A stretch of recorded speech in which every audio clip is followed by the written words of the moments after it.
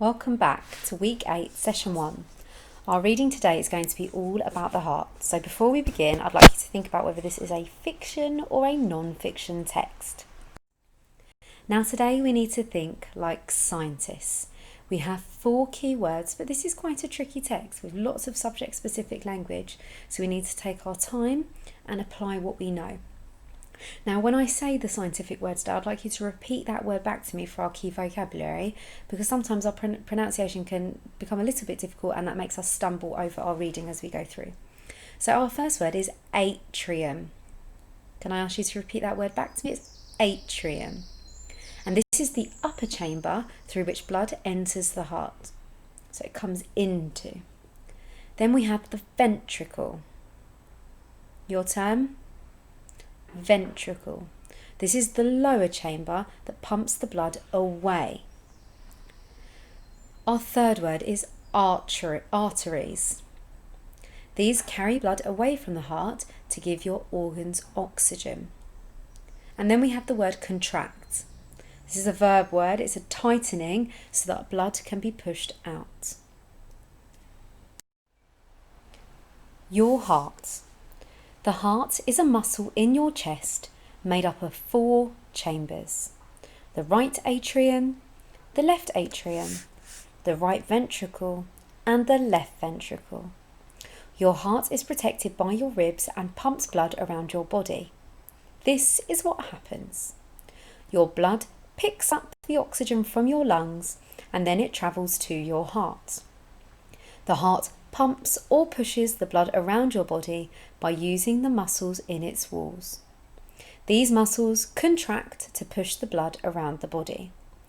Arteries carry the blood to every part of your body, so your muscles and organs can use the food and oxygen to make them work.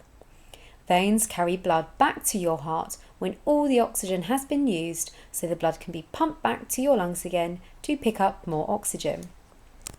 Okay. There's quite a lot of information in a very short piece of text today.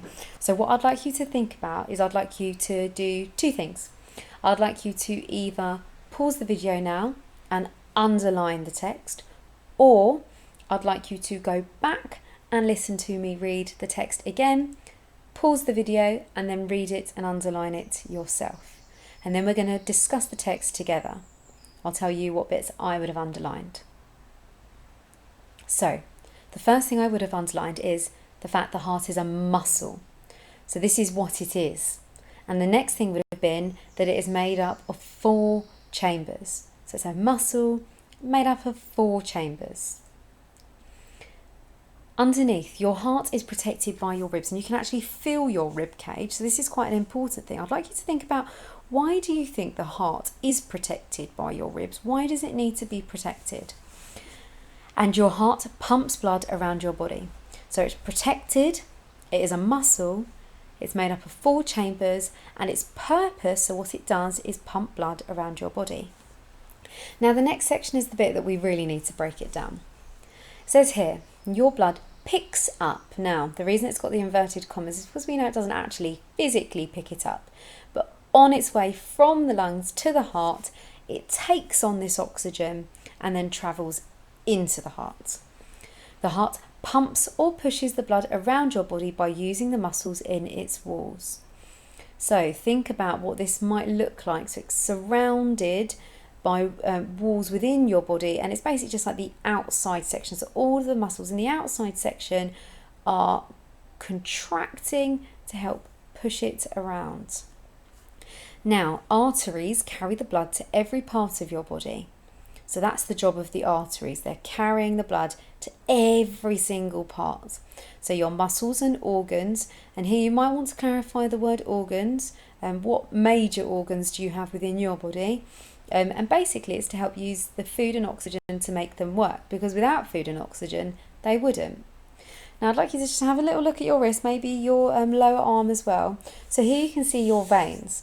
Now the job of the veins is to carry the blood back to your heart when all the oxygen has been used, to pick up some more.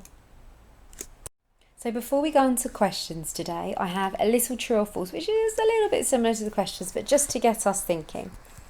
Our first statement says, The heart is a muscle in your chest. True or false?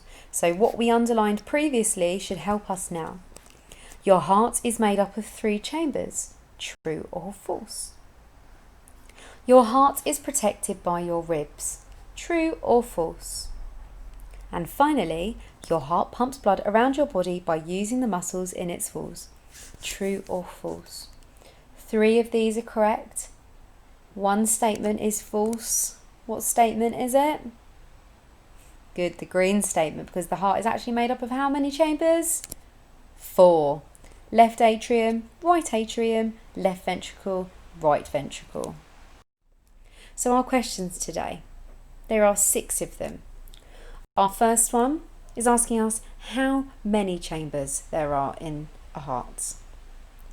Our second question is asking us, what is your heart protected by?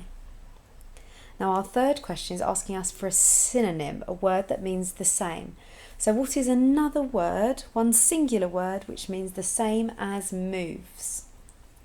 Number 4, list both things that the arteries carry around the body. So that's a find and a copy.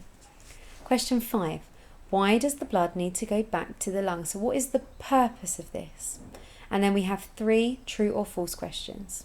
A little bit like my slide before actually. The heart is a muscle, true or false? Veins carry blood away from the heart, true or false? And the heart contracts to push blood around the body. Now for these questions, I would recommend making sure you've got your information sheet and making sure you're going back and checking. Now, if you wanted to challenge yourself today, this isn't part of the reading activity, but just something that I thought was quite nice that you could do at home. You might want to draw or make your own model of the heart, and you can label it as well. So on the right hand side, you can see the aorta, the atrium and the ventricle. And on the left hand side, we've got slightly more tricky diagrams as well. Both the examples on the right have been made using clay, and the one to the left has just been drawn. So if you'd like to challenge yourself, we would love to see your models of a heart alongside your questions this week. Any questions, please do just send them our way, and we look forward to hearing from you.